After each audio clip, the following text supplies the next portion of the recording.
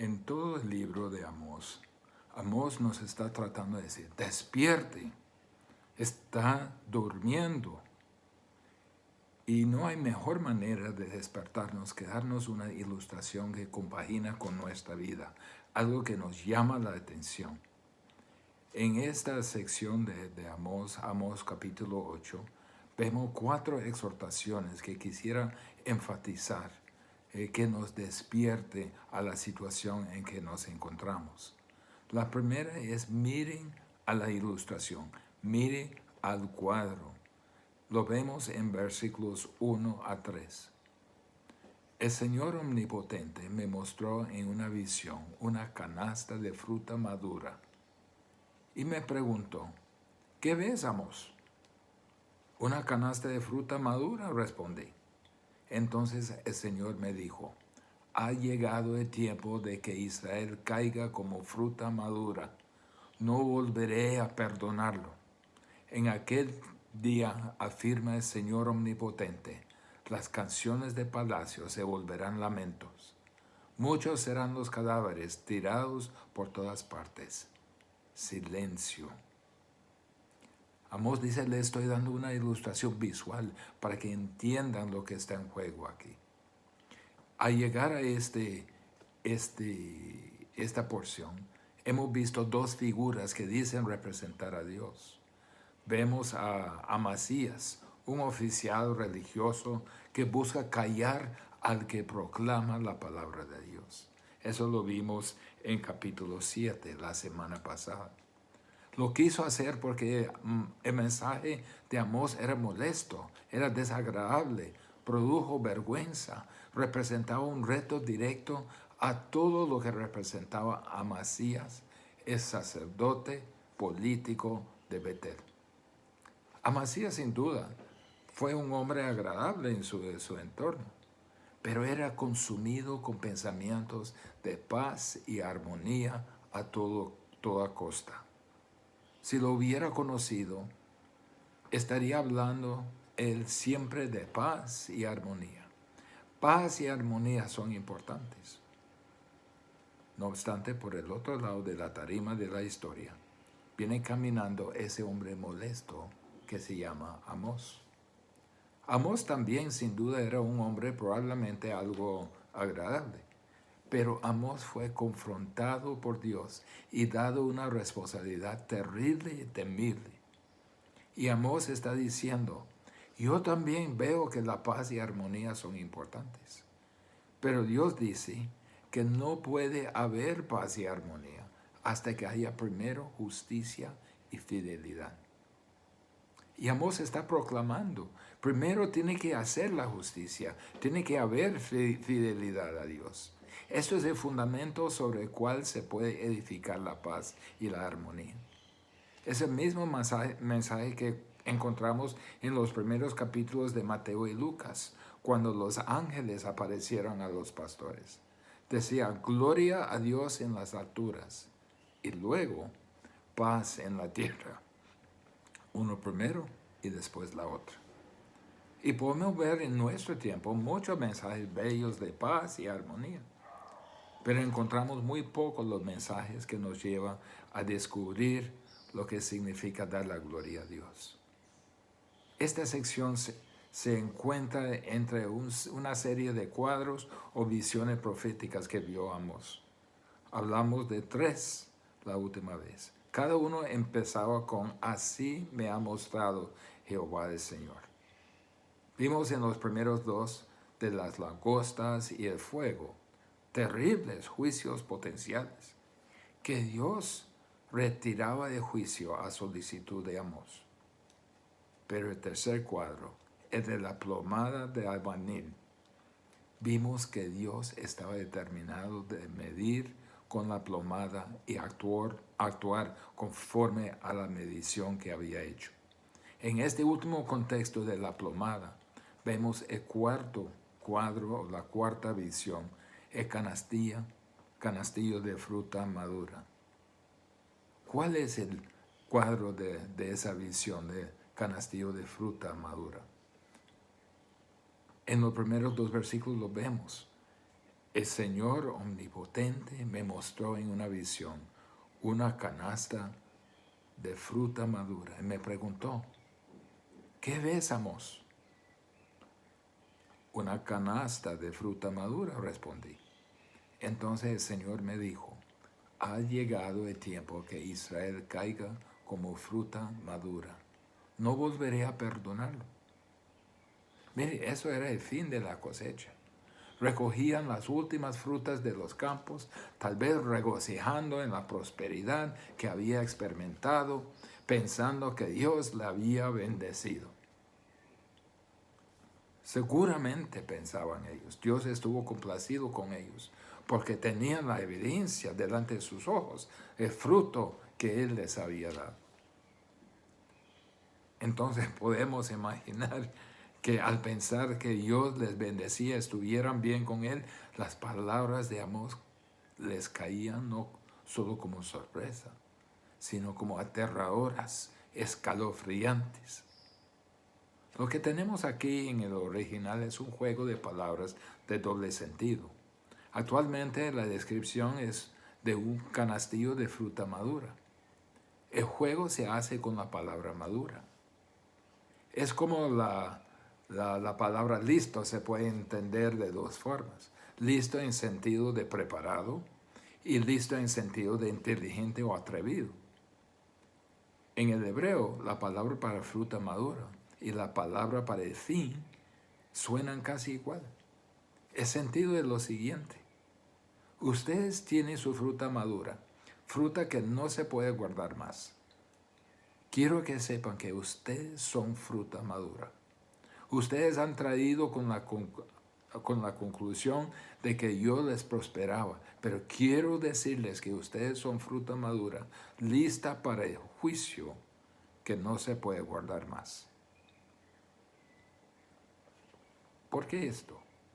Esto porque con todas las oportunidades que Dios le había proporcionado en capítulo 4, versículos 6 al 11, donde Dios había retenido la lluvia para que se diera cuenta que Dios estuvo vivo, y les había dado estómagos vacíos, falta de pan para que clamara a Él. Aún así se endurecieron sus corazones, taparon sus oídos y cerraron sus ojos. Es como Dios dijera, ignoraron mis llamados a volver, ignoraron las oportunidades que les di. Prepárense por una cosecha espantosa. Versículo 3. En aquel día, afirma el Señor omnipotente, las canciones de palacio se volverán lamentos. Muchos serán los cadáveres tirados por todas partes. Silencio. Miren lo que existía: lamento, muerte, silencio. Este cuadro es confirmado en versículos 9 a 10. Mire lo que dice. En aquel día, afirma el Señor omnipotente, haré que el sol se ponga al mediodía y que en pleno día de la tierra se oscurezca. Convertiré en luto sus fiestas religiosas, en cantos fúnebres todas sus canciones. Los vestiré de luto y les afeitaré la cabeza. Será como si lloraran la muerte de un hijo único y terminarán el día en amargura. Cuadro de oscuridad en vez de luz. Aunque se reunirán para regocijarse, solo encontrarán luto. Volveré, dice Dios, su canto en lamentos. Haré que todos se visten de cilicio áspero, raparé a sus cabezas, será como el lamento extremo, como la pérdida del hijo único, terminando todo en amargura. Ese es un cuadro de lo que significa ser abandonado por Dios. Aquí, a través de los siglos, en Amós 8 tenemos un cuadro gráfico de lo que pasa a una sociedad, lo que pasa a una iglesia, lo que pasa a una vida, como Dios dijera, está bien, adelante con su propio camino. No me escuchan, no me hacen caso, no me adoran, dan espaldas a mi voluntad. y entra en vigencia como lo que vemos en Romanos 1:24. Por eso Dios los entregó. Y cuando Dios entrega a una sociedad, a las consecuencias de su camino, la descripción de Amós es totalmente apropiado. Hay dos tipos de sociedades que ignoran un mensaje como esto, que es el mensaje de Amós. Una sociedad en que la religión formalizada tiene tanto poder y aceptación que las personas no pueden ni detectar la diferencia entre su religión y la realidad. Y el otro tipo es una sociedad que es obviamente postcristiana. ¿Qué tal nuestra sociedad hoy? ¿Se parece a una de las dos? Yo creo que sí. Donde hay religión en gran parte está formalizada y donde se expresa el cristianismo bíblico, se lo opone una y otra vez. ¿Por qué? Porque estamos viviendo en una generación postcristiana. Para nosotros que vivimos en la sociedad, ¿qué podemos esperar? Mire, Dios no puede ser burlado. Los que siembran viento, si la sociedad siembra viento, segarán torbellino. Mire el cuadro, escuchen este mensaje. Y esa es la segunda exhortación de Amós. Primero, miren el cuadro, la ilustración, y escuchen este mensaje. Oigan esto, dice Amós en el versículo 4. Los que pisoteen a los necesitados y exterminen a los pobres en la tierra. ¿Cuál es el asunto así? ¿Tiene relevancia hoy? ¿Tiene importancia para nosotros? Sí, más de lo que quisiéramos admitir. Dios dice, mi juicio caerá sobre una sociedad caracterizada por lo siguiente. Quisiera trazar 4 cosas. Primero, la sociedad, la iglesia o la persona que ponen ganancia antes de la compasión. Mire, versículo 4. Los que pisotean a los necesitados, exterminan a los pobres de la tierra. Yo vendría a ese tipo de sociedad como a un canastillo de fruta madura que no se puede guardar más el juicio. Es la ilustración. ¿Qué está pasando? Ilustración de un agricultor grande y poderoso, capaz por sus tierras y producción de monopolizar a los agricultores más pequeños alrededor de él. Entonces rebaja sus precios, entonces empieza a apretar a los más pequeños hasta la quiebra. Y después de forzarles a la quiebra, compra barato los terrenos ya desocupados. Ya comprados los terrenos, los contrata a los agricultores pequeños desterrados a trabajar los mismos terrenos por un salario menor. Y cuando aquellos agricultores pequeños anteriores desterrados hayan producido los granos en los mismos terrenos, él se los vende a ellos a un precio tan inflado que ellos no pueden aguantar porque no perciben suficientes ingresos. Pisotean a los necesitados y exterminan a los pobres. Eso era parte de la sociedad. Y Dios dijo, no me gusta para nada esa actitud, no me gusta para nada esa práctica, no lo toleraré. A ver eso, debemos examinarnos y preguntarnos si nos queda esa misma camisa, esa misma mentalidad. Si nos encontramos diciendo, pues negocios son negocios, debemos investigar seriamente en nuestras Biblias y también a nuestros corazones cada vez más fríos. Porque Dios dice otra cosa. La sociedad, la iglesia o la persona que Dios abandonará a las consecuencias de su maldad es una que pone ganancia sobre compasión. En segundo lugar, ponen ganancia antes de la adoración. Las mismas personas que dicen, miren la primera parte del versículo 5, diciendo, ¿cuándo pasará la fiesta de luna nueva para que podamos vender grano? ¿O el día de reposo para que pongamos a la venta el trigo? No era que estas personas estuvieron ausentes de la rutina normal de la religión. No era que no participaron en los ritos normales. Era que para ellos, lo más importante para ellos era su negocio. Era el centro de su vida, a punto de que aún en medio de los cultos religiosos no se relacionaron con Dios. Sentado en sus cultos religiosos, solo pensaron en sus ganancias. Cuando estuvieron en medio de alabanza, su mente estuvo ocupado con, ¿por qué tenemos que estar aquí? Perdiendo la oportunidad de ventas. ¿Cómo serían las ventas de esta semana? ¿Cómo recibiría el mercado nuestro producto nuevo? ¿Cuáles otros clientes podríamos conseguir? Esto es el hombre que está dispuesto a ganar al mundo, pero perder su propia alma.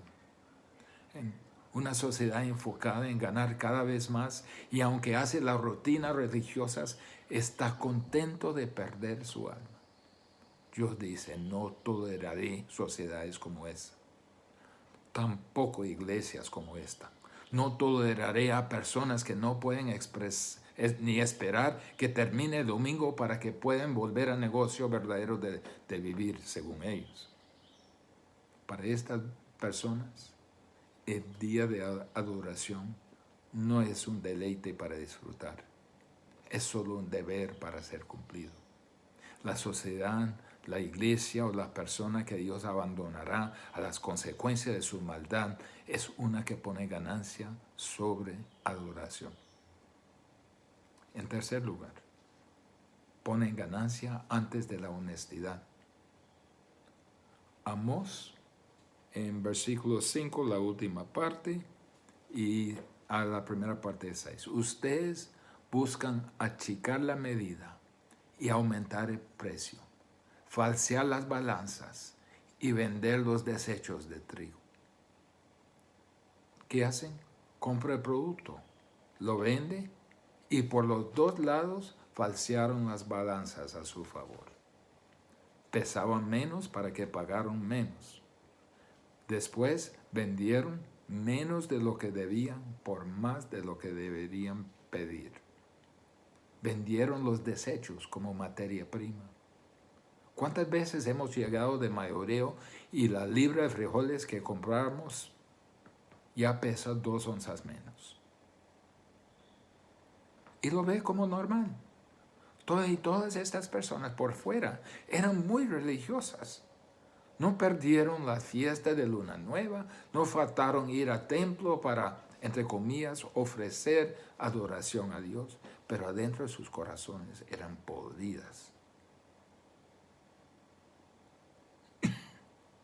Y Dios, que vio a una sociedad en aquel entonces, también mira a la nuestra. Ve a todos los miles o millones de personas en cultos alrededor del mundo, pero no solo cuenta las cabezas que están. Ve a los corazones. Y ve donde la sociedad quiere esconder o justificar su deshonestidad con ritos religiosos. Y la sociedad, la iglesia o la persona que Dios abandonará a las consecuencias de su maldad es una que pone ganancia sobre la honestidad. Otra característica de este tipo de sociedad es poner ganancia antes de las personas. La última parte del versículo 6. Y comprar al desválido por dinero y al necesitado por un par de sandalias.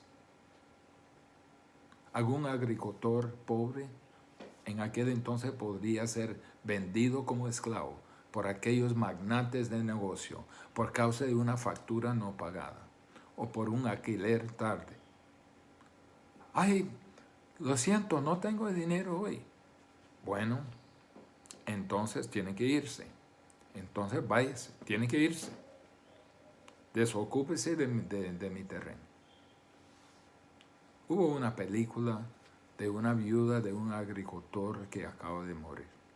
Y llega el banquero,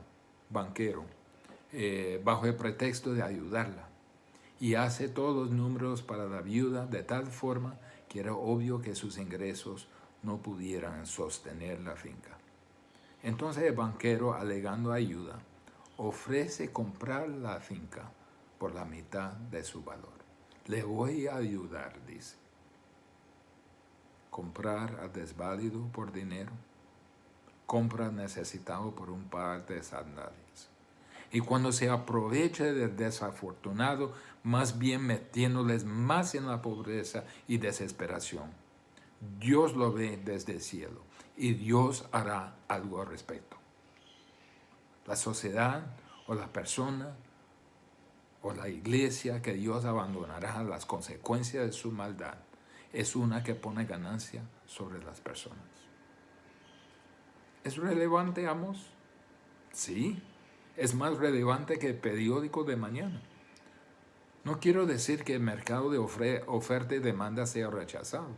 No obstante, debe ser regido por los principios y prácticas que agradan a Dios. Si usted saca la compasión de Dios por la motivación de ganancia, es esta situación lo que se tiene. Miren la ilustración. Escuchen el mensaje. Tercera exhortación, aprenda cómo es Dios.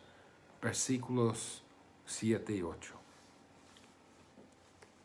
Jehová juró por la gloria de Jacob: no me olvidaré jamás de todas sus obras.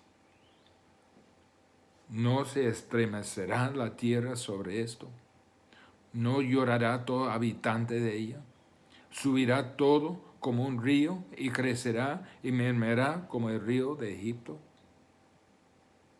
Hermanos, Dios odia la inhumanidad. No se olvida nunca ninguno de los abusos de su gracia. Dios está diciendo, aborrezco la inhumanidad. No toleraré la explotación descabellada. La explotación que trata a los pobres como pedacitos de mercadería. No toleraré que se traten a las personas como sacos de grano. No me agrada que tengan clientes favoritos a quienes le dan lo mejor, pero a los de menos categoría dan los desechos de trigo, barrido de piso, sucio y puesto en una bolsa por el mismo precio, porque ni se darían cuenta. No toleraré tal inhumanidad. Tal como la naturaleza, las consecuencias son devastadoras para muchos. Cuando se tiembla la tierra, tiene consecuencias para muchos. Cuando el río Nilo se desbordaba sus riberas y después volvía, dejaba mucha destrucción para muchos. No recibirá misericordia, dice Dios. En Mateo 18 Jesús habló del siervo que no recibió misericordia porque no extendió misericordia. La norma de misericordia que Dios espera y la norma de juicio es la misma compasión que trajo Dios a esta tierra por la necesidad de nosotros. La compasión que trajo Cristo a Calvario al ver a los hombres y mujeres perdidos en pecado. ¿Tiene usted esta misericordia por lo demás? Dios odia la inhumanidad y Dios interviene de forma dramática. Versículos 9 y 10. Acontecerá en aquel día, dice Jehová el Señor, que haré que se ponga el sol al mediodía y cubriré de tinieblas la tierra en el día claro. Y cambiaré vuestras fiestas en lloro y todas vuestras cantares en lamentaciones. Y haré poner cilicio sobre todo lomo, y se rape toda cabeza, y la volverá como en llanto de unigénito, y su postrimería como día amargo. Esa es una ilustración de una sociedad cayendo en desorden. Es un caos. Nos dice que Dios no es solo un observador de injusticia. No era Amós que lo dijo. Fue Dios que lo dijo. Dios mismo intervendrá con mano dura. Miren los verbos en la primera persona. Haré que el sol se ponga. Convertiré en lutos tus fiestas. Los vestiré de luto. Los afeitaré la cabeza. Habían rechazado la verdadera adoración de Dios. Ellos le habían quitado la bendición de la adoración. Vienen a la iglesia como si fuera, vienen a las celebraciones y no les importa. No tienen ningún efecto en su vida, solo registrado su asistencia. Es como Dios dijera, sé que no le gusta, sé que no quieren estar ahí. Bueno, tomaré esa adoración y lo convertiré en lamento, lo convertiré en gemidos. Y vemos en versículos 11 y 12, y esa palabra mía que había ignorado, que había rechazado, no la va a poder encontrar. No importa dónde la busquen. Enviaré hambre en toda la tierra, pero no de comida, no sed de agua, sino de oír la palabra del Señor. ¿Piensen ustedes que hay mucha predicación bíblica hoy en Honduras? Pues hay muchos que hablan mucha palabrería usando la Biblia, pero ¿es realmente predicación bíblica? Parece que esa hambre ya empezó. Y en versículo 13, cuando una generación rechaza a Dios, la siguiente generación tiene que vivir con las consecuencias. En aquel tiempo, las doncellas hermosas y los jóvenes desmayarán de sed. Vemos a ellos deambulando de aquí para allá, buscando las respuestas a su vida, queriendo realizarse, desmayando por sed de una verdad. Lo único que encuentran son las sectas paganas con sus cantos vacíos, como vemos en versículo 14.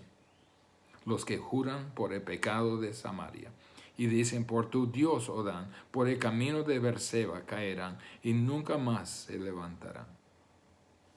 Cuando salga la verdad, cuando lo quita la verdad, la esperanza se va también. Mire la generación que viene ahora. Es una generación que conoce la verdad, una generación esperanzada, una generación de goce y de paz. No lo son. ¿Por qué? Porque papá y mamá dijeron, las cosas de Dios no son importantes. Más importante una carrera, más importante casarse bien. Después de todo va a crecer como su papá, ¿no? Él ignoró a Dios, ignoró a la iglesia, ignoró a la adoración.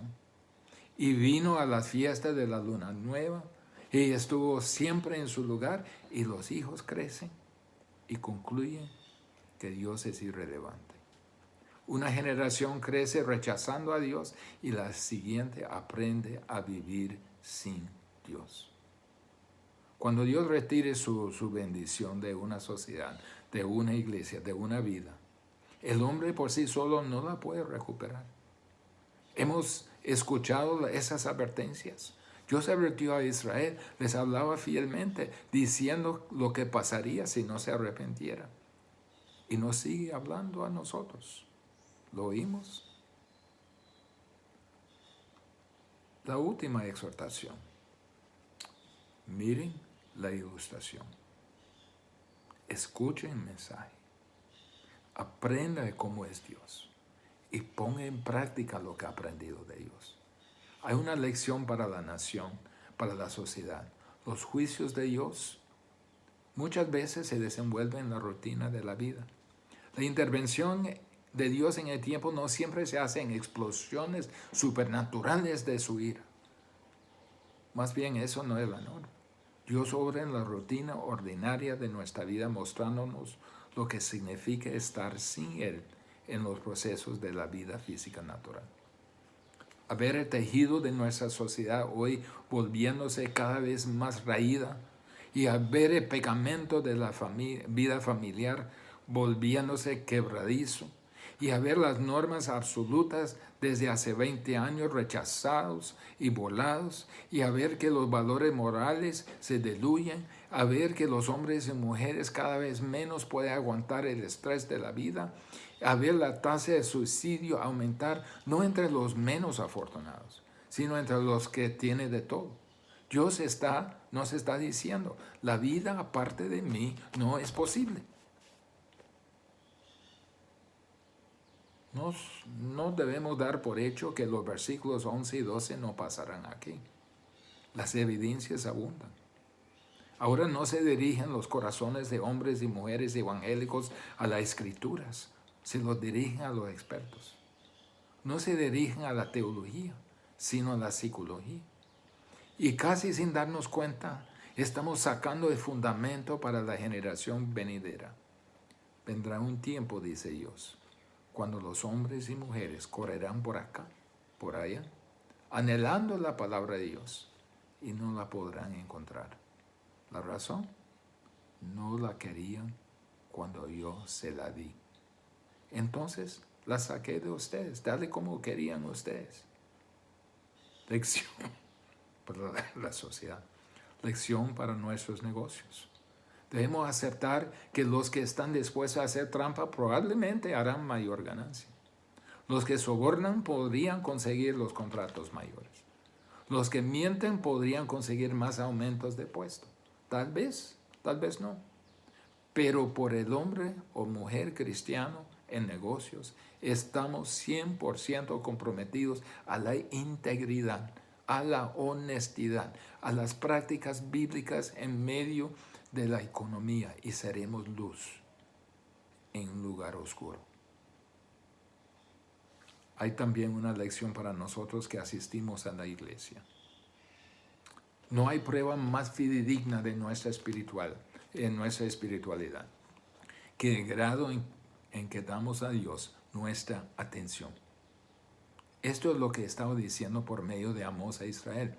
Está en la experiencia de adoración y culto, pero no me dan su atención. Están ahí, están presentes, están haciendo todos los ritos correctamente, pero usted dice a sí mismo, ¿cuándo se va a terminar esto? ¿Tiene Dios su atención hoy? ¿Tiene toda su atención? ¿En su negocio? ¿En su familia? ¿En su iglesia? ¿En su futuro? ¿En sus anhelos? ¿En sus esperanzas? Esto es el asunto. No queremos enfrentar a días de juicio, ¿verdad? El general Booth, fundador del Ejército de la Salvación, en una entrevista contestó la pregunta: ¿cuál es la explicación por lo que usted es y por lo que ha logrado hacer? En una sola frase contestó: Jesucristo tiene 100% de mí. Al final de Amós 8 la pregunta es: ¿tiene Cristo 100% de usted? ¿Estamos listos para Jesús? ¿O somos fruto madura, listos para caer en juicio? Señor, hable a nuestro corazón, que no es la fachada que ponemos delante de ti, sino la realidad de nuestro corazón. Que lo busquemos de corazón puro y manos limpias delante de ti, para que seamos personas íntegras, tus hijos como tú nos quieres. Que lo busquemos su gloria, para que tú obres a través de nosotros. En nombre de Jesús. Amén.